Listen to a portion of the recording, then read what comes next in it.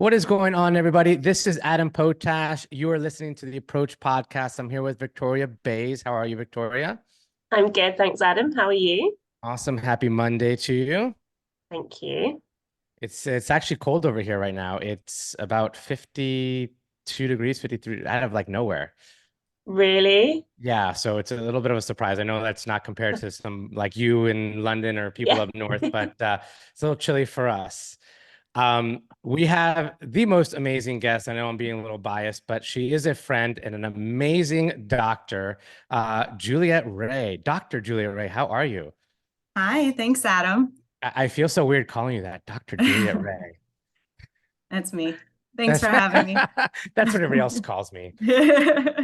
So, how are you? I know we have a lot to talk about today, and I'm very, very excited about this podcast because I am now going to be 45 years old, and we just went out to dinner the other day, and you kind of like scared me a little bit.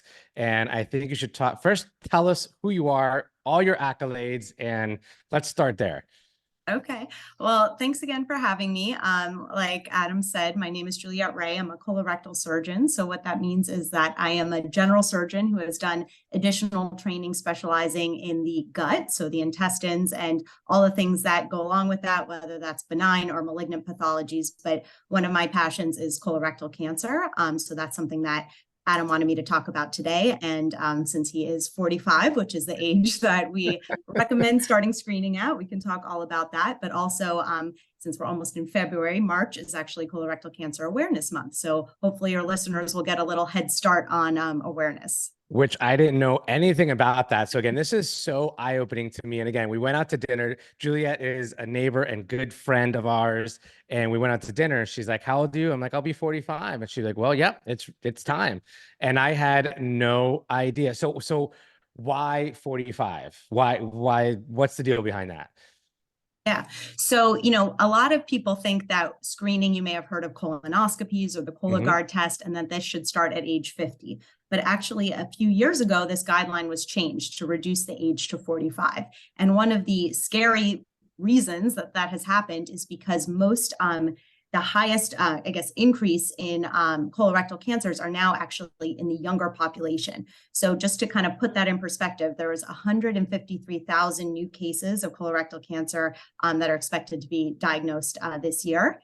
And the majority of those are the majority of that increase is in the percentage of people who are less than age 50. So screening starting at age 50 wouldn't capture those people. So the idea is to reduce the screening age to try to catch these cancers earlier, because one of the reasons that we do screening is because colorectal cancer caught early is very easily, well, not easily, but we have very good treatment for it, including surgery. And that's one of the reasons I like this specialty, because unlike some of the other cancers, we can actually address it early and potentially even cure patients who are diagnosed at an early stage. And that's the main reason why you got into this field instead of other fields out there. Exactly. So is this, and I'm going to sound very ignorant, like, is this health related? Is this genetics? Like what's the background behind this? Yeah, that's a really good question and a really complicated question because we actually don't really know the answer to that. So it's definitely multifactorial. The number one risk factor for colorectal cancer is actually your family history. So there is definitely a genetic component. But something that is also concerning is that there's an environmental component. And we know that things like diet, exercise, fiber intake, meat intake, all of these things contribute. And we actually also think that's one of the reasons responsible for why there's a higher proportion of cases in men compared to women because of that disproportionality. What's the relation between men and women? Just diet and lifestyle kind Yeah, of so thing? higher incidence in men. And we think that that has to do with things like meat consumption, diet, Meat consumption, yeah. exercise. These Yeah, big so barley men eating too much meat. exactly. Excess body weight, meat consumption, low fiber. We don't know exactly how each of these things play in or how much of, our colorectal cancer incidence can be attributed to each of those, but we know that that is part of the problem. So then I guess that kind of leads to my next question I was going to ask is kind of like areas or, we talk about like healthy areas like, Greece and Costa Rica and all these like healthy populations. And I would assume that would have a big factor, non-factor, according to their diet and lifestyle and whatnot, right? Yeah, definitely. There is, a regional disproportion and also among certain ethnicities. And we think part of that has to do with, again, environmental exposures, like you mentioned, but a big part also has to do with screening, which is why any colorectal surgeon or GI doctor you speak to is pushing for, screening, starting at age 45 or age 40 if you have a family history.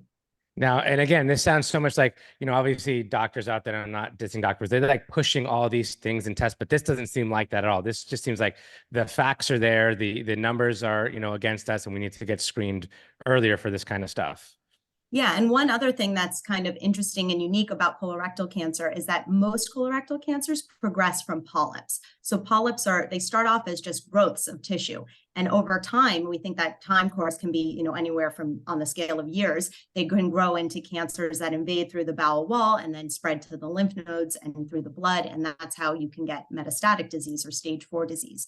So the idea behind screening is not only to find a cancer, once it's already there, it's to find those polyps and remove them before they become cancer, and also help us identify which patients are those high-risk polyp makers so that we can screen them more frequently. So for example, if you get your colonoscopy and we find polyps, we might recommend you screen. I can't wait to do it, Adam. We might recommend you screen at every 5 years as opposed to every 10 years, because we're trying to catch those polyps before they become cancer. Which isn't a big deal in the grand scheme of things, right? Every 5 years, what's the big deal? Like it's like getting a new passport, right? Like exactly. So I think that's like the main issue is people are so scared to undergo colonoscopy. So, I kind of wanted to talk about that and what that process looks like. That was my next question. Like, I don't know anything about it. Like, I pretend to know, like in conversation, but I totally don't. I just want to like sound cool if I'm talking to like other people talking about it, right? But I have no idea. Yeah. So, if you go see a GI or a colorectal surgeon, they'll tell you all about this in much more detail. But in general, when you go to get a colonoscopy, the day before your procedure, you're just on a clear liquid diet. So that's not that bad. You can eat things like, clear juices, broths, jello, popsicles, those kind of things. The goal is that we're trying to clean out the colon so that we can see very clearly and catch these millimeter-sized polyps before they become cancer. So then towards the afternoon, the day before your procedure is kind of where things start to, where shit hits the fan, literally, because you're going to start drinking the bowel prep, and that's going to make you start pooping a lot. And that's going to be your bowel prep. So there's all different kinds of this. You can do a liquid form. Is that like the pink liquid? Form.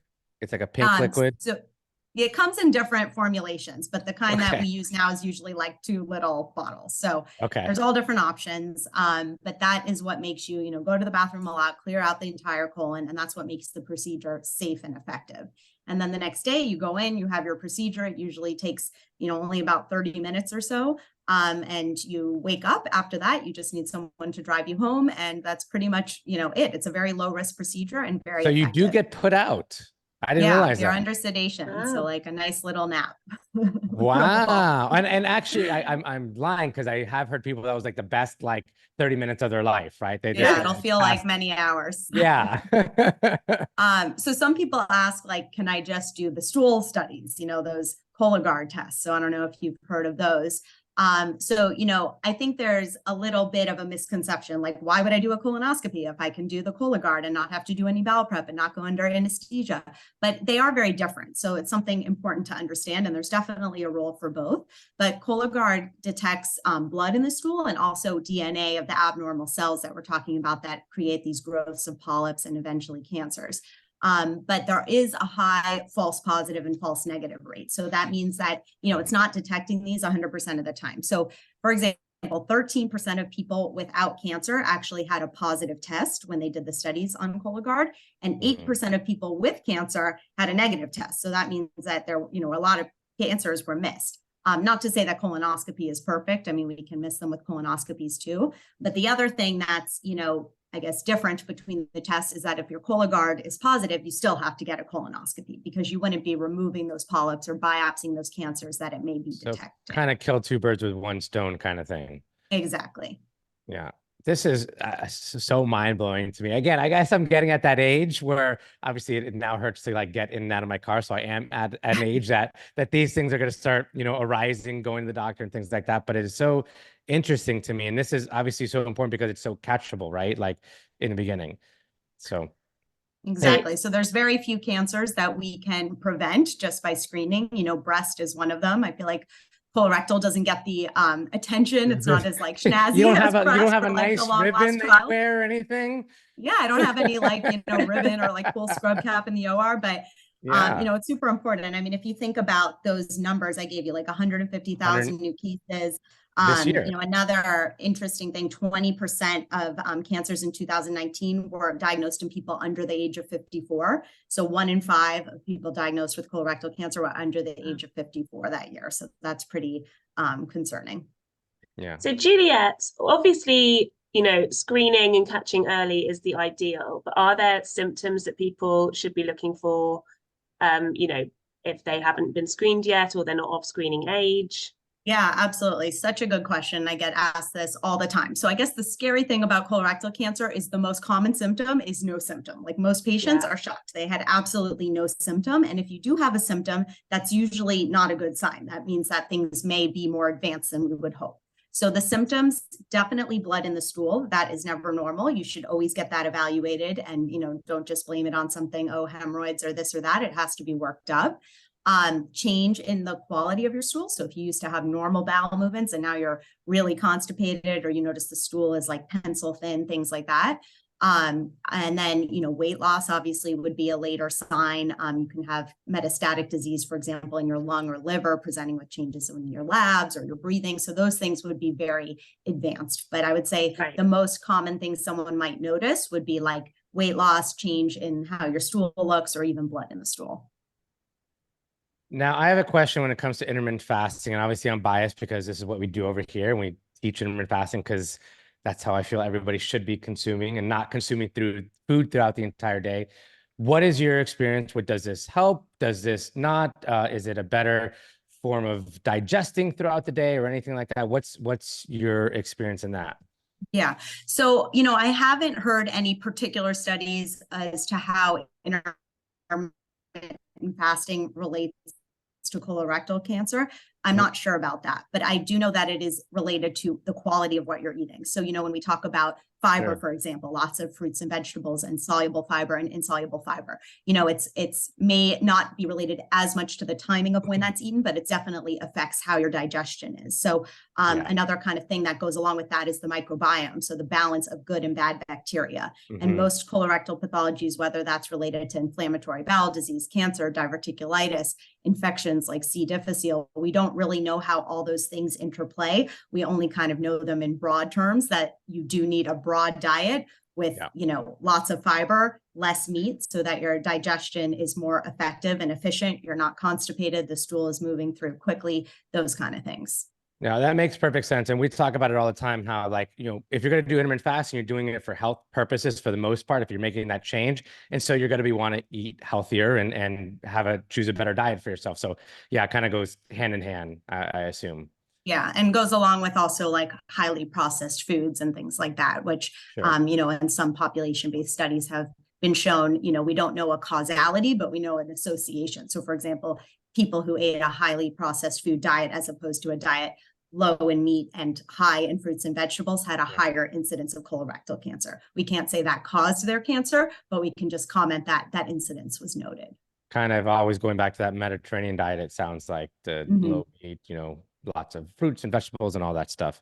This is all mind-blowing to me. And obviously I gotta make an appointment soon, I assume. What is some kind of like last words of advice, or obviously you want people to get their schedule their appointments and stuff like that, but what would you say to someone not knowing anything and obviously listening to this podcast for the first time? Yeah, I would say just, don't be scared. I think it's kind of like a stigmatized I'm scared. topic.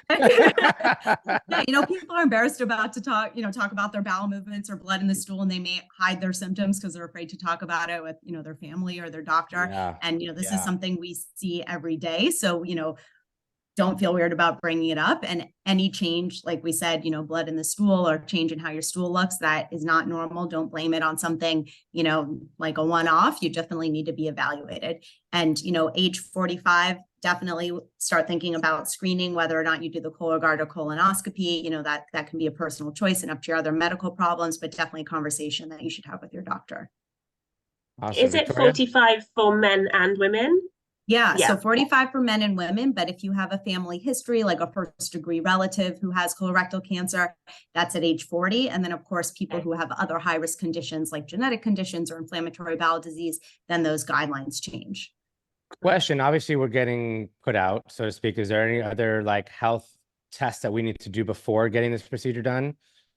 So usually 45-year-olds are relatively healthy and they often don't need any other sort of medical clearance or cardiac clearance. You know, if you're on things like a blood thinner for a heart condition or something like that, then yes, those things would have to be discussed in the timing of holding those medications and such. But usually this is considered a low risk procedure, an outpatient procedure under sedation rather than general anesthesia. So it's pretty stress-free for the patient. Oh, it sounds so much fun. I can't wait. It's going to be great. We're going to see you there. Oh, it's going to be awesome. Take lots of pictures. Take lots of pictures. Exactly.